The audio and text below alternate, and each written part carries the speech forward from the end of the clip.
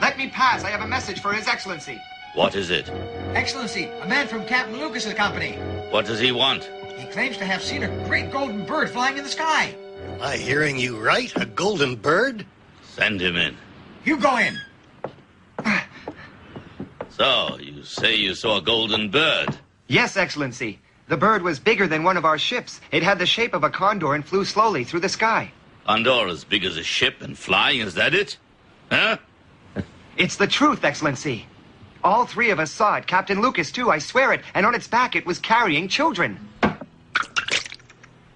There were children with it? What wild story are you telling us? You're all gone crazy, been in the sun too long. Just a moment. My apology. Are you absolutely sure that you saw it carrying children? Yes, Excellency. Manuel, saddle my horse immediately. I must leave here at once. Your Excellency. Anything is possible. But this time, I promise you, they won't get away with it.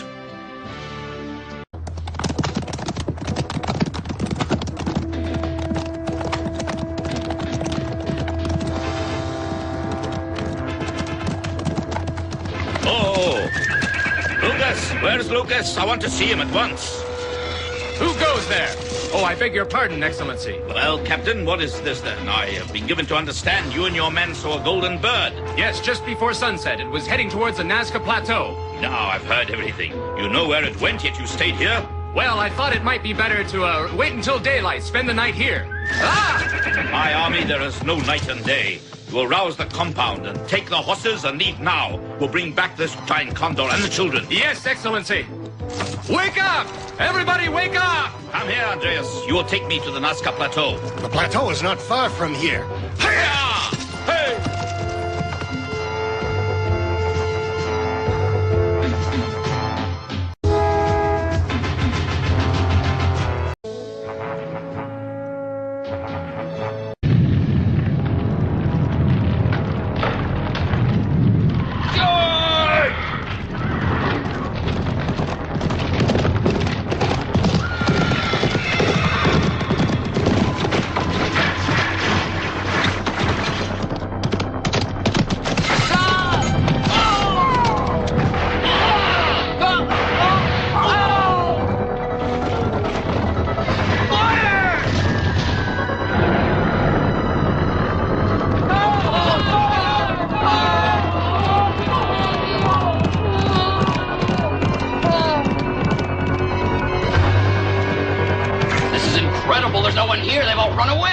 Let's go after them.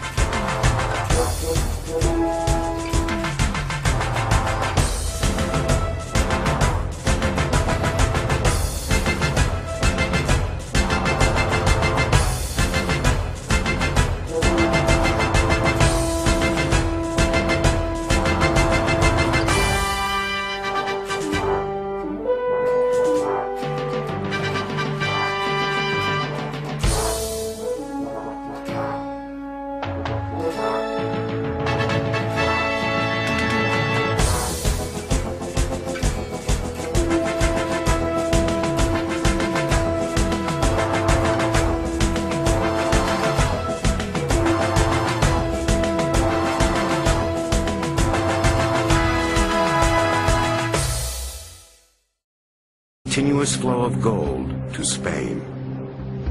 I think perhaps the best example one ever has of the ruthless pursuit of gold is the instruction that King Ferdinand II of Spain is supposed to have given to his admirals setting out to South America, saying, get gold, humanely if you can, but at all hazards, get gold. They came for a variety of motives. The glory of God, the conversion of people who were not Christian, the glory of Spain, military glory, increased territory, and gold. Francisco Pizarro, an illiterate adventurer, was among the most ruthless. Pizarro was part of a new breed of Spanish explorers known as conquistadors. He had been following other conquistadors for a decade through Central America. By 1523, at the age of 48, he was ready to lead. Pizarro said he admitted the truth. He said, I came here to get gold. For 9 years, Pizarro toiled with exploration, colonization, and conversions of native Indians down the western coast of South America. Many natives succumbed to Spanish rule. Those who didn't were slaughtered. There was a legal device developed, which was called the requerimiento. The requerimiento is that whenever the Spaniards arrived to one place and they were going to conquer that place, first they had to read the Bible. If the Bible was not accepted, they had the legitimate title of making war to these people because they were not accepted the word of Christ. This strategy worked in village after village across South America. As the years passed, Pizarro's quest for gold became an obsession, fueled by native rumors of a kingdom of gold that existed beyond the forbidding Andes Mountains. Pizarro would dedicate his life to finding this kingdom of gold, but he would need his venture ordained by a new Spanish monarch, Charles V, the grandson of King Ferdinand and Queen Isabella. In 1528, Pizarro returned to Spain to gain support for his campaign into Peru. Pizarro's account of the Kingdom of Gold was all King Charles needed.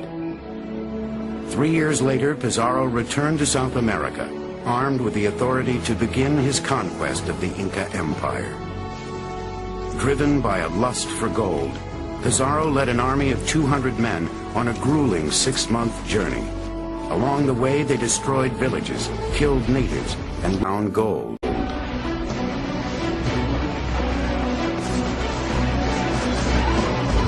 At last, on the afternoon of November 16, 1532, they reached the outskirts of the Inca city of Cajamarca.